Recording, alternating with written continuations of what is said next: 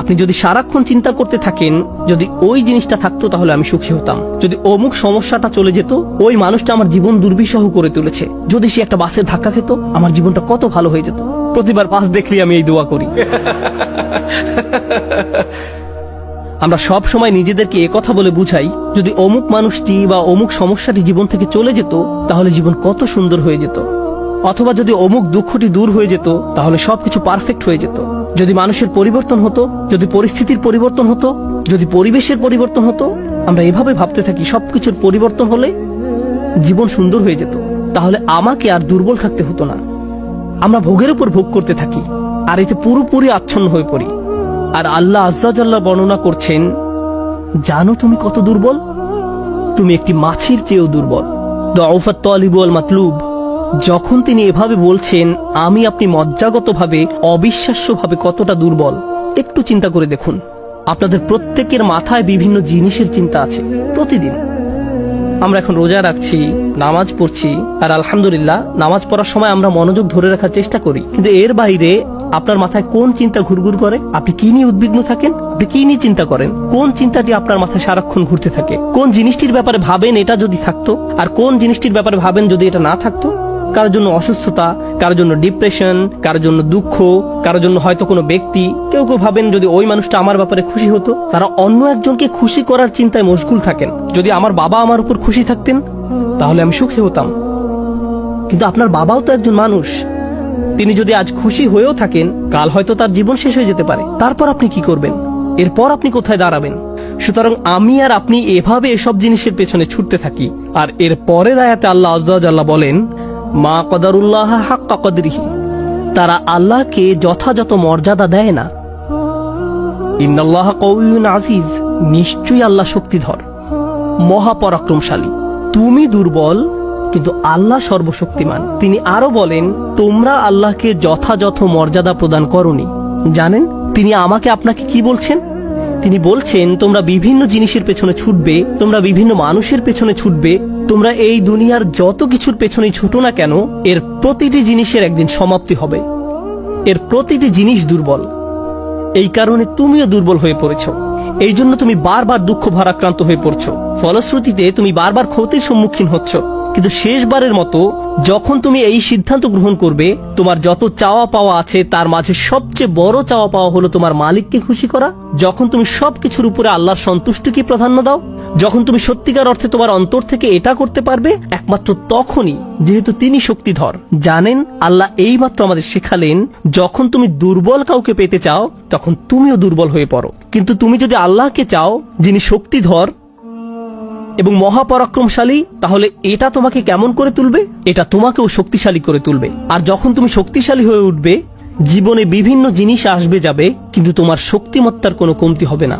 যে জিনিসের পেছনে তুমি ছুটছো তা ভেঙে পড়ার কারণে তখন তুমি আর ভেঙে পড়বে না, কারণ তুমি দুনিয়ার এসব তুচ্ছ জিনিসের চেয়েও অনেক অনেক উচ্চ একজনের সন্তুষ্টির অন্বেষণ করছো। আমি বলছি না যে আপনি এই দুনিয়ার কোনো কিছু চাইতে পারবেন না, কিন্তু আয়াতটি আমাদেরকে একটি ব্যাপারে শিক্ষা দিচ্ছে।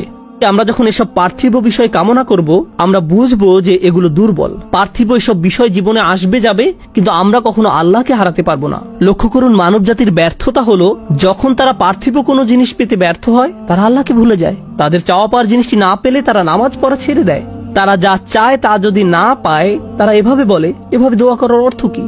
তারা যখন তাদের আকাঙ্ক্ষার বস্তুটি পায় না, তখন দুঃখ হতাশা একেবারে ভেঙে পড়ে এবং বলে, আমি তো আল্লাহর সাথে কথা বলার শক্তিও পাচ্ছি না। এমনটি ঘটার কারণ হলো সমস্যায় পড়ার পূর্বে আল্লাহর সাথে তাদের বন্ধন শক্তিশালী হয়ে ওঠেনি। যদি সে বন্ধনটি আগে থেকেই বর্তমান থাকতো, যেমন মূল যদি শক্তভাবে গাঁথা থাকে, তাহলে ঝড় এলে এদিক ওদিক দুলতে থাকে, সম্পূর্ণ ভেঙে পড়ে না, মূলের উপর দাঁড়িয়ে থাকতো।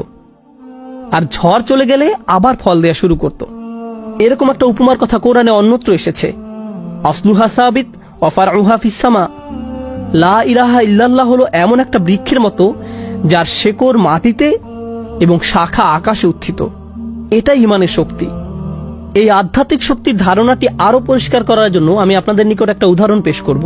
শক্তিকে আমরা বিভিন্ন জিনিসের সাথে সংযুক্ত করি। আমি বহু বছর আগে একটা ঘটনা নিয়ে কথা বলছিলাম, কিন্তু এখন এটি আমাকে অনুপ্রাণিত করে। যুক্তরাষ্ট্রের নিউ অরলিন্স অঙ্গরাজ্যের একটা পরিবারের একটা ঘটনা। পরিবারটা ছিল অনেক ধনী, তাদের গাড়ি ডিলারশিপের ব্যবসা ছিল। তাদের দোকান ছিল একেবারে সমুদ্র সৈকতের পাশে। তারা দামি দামি গাড়ি আমদানি করত এবং বিক্রি করত। এরপর হ্যারিকেন ক্যাটরিনা আঘাত হানল। ক্যাটরিনা এসেছিল বিশাল জলোচ্ছ্বাস নিয়ে এবং এর ফলে তাদের কেনা সকল গাড়ি ভেসে গেল।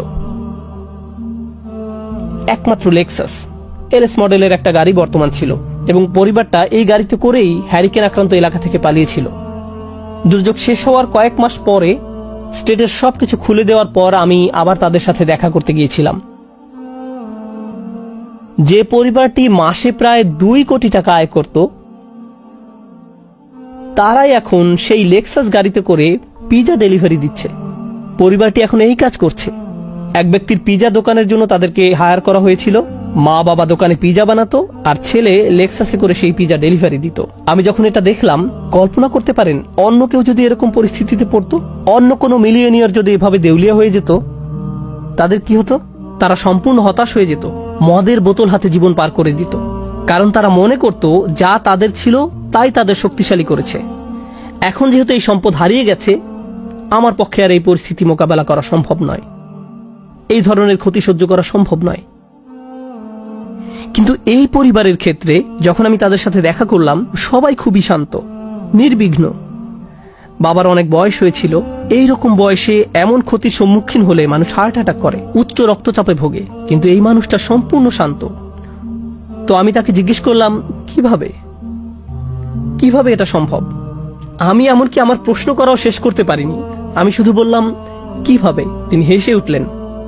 তিনি বললেন, যখন ব্যবসা ভালো ছিল, আমি সারাক্ষণ ফোনে ব্যস্ত থাকতাম। শিপমেন্ট এসে পৌঁছেছে কিনা, পেমেন্ট দিতে দেরি হচ্ছে কিনা, কার কি ডেলিভারি দেওয়া প্রয়োজন, কাস্টমার খুশি কিনা, ট্যাক্সের হিসাব ঠিক আছে কিনা, কর্মচারীদের সমস্যা, অমুক সমস্যা, তমুক সমস্যা। এসব কারণে আমি কোনো মতে জুমার নামাজে উপস্থিত হতে পারতাম, কোনো রকমে। কিন্তু এখনো তো টেবিলে খাবার আছে, এখনো তো আমাদের মাথার উপর ছাদ আছে, আর এখন আমি নিশ্চিন্তে মসজিদে গিয়ে নামাজ আদায় করতে পারি। আর সকালে ঘুম থেকে উঠে আমাকে কিচ্ছু নিয়ে ভাবতে হয় না, একমাত্র আমার রবকে মনে করা এবং তার কৃতজ্ঞতা জ্ঞাপন করা ছাড়া। আমার আসলে মনে হয় আমার জীবন শেষ হওয়ার পূর্বে আল্লাহ আমাকে সহজ জীবনের এই নিয়ামত দান করেছেন। সেই বাবা এটাই বলেছিলেন, কোন সাধারণ মানুষের পক্ষে এভাবে কথা বলা সম্ভব নয়। আপনি যদি এমন কথা অন্য কোনো ব্যবসায়ীকে বলতেন, সে বলতো এই লোকটার মাথা নষ্ট হয়ে গেছে, তার সকল সেন্স নষ্ট হয়ে গেছে। আর এই জন্যই এখন সে তার মাথায় এই পরিস্থিতির একটা যৌক্তিকতা খুঁজে নিয়েছে। আপনাদেরকে একটা কথা বলছি, একজন মানুষের পক্ষে কেবল তখনই এভাবে কথা বলা সম্ভব যখন সে বুঝতে পারে যেসব জিনিসের পিছনে সে ছুটছে তা দুর্বল। কেবলমাত্র আল্লাহই শক্তিশালী।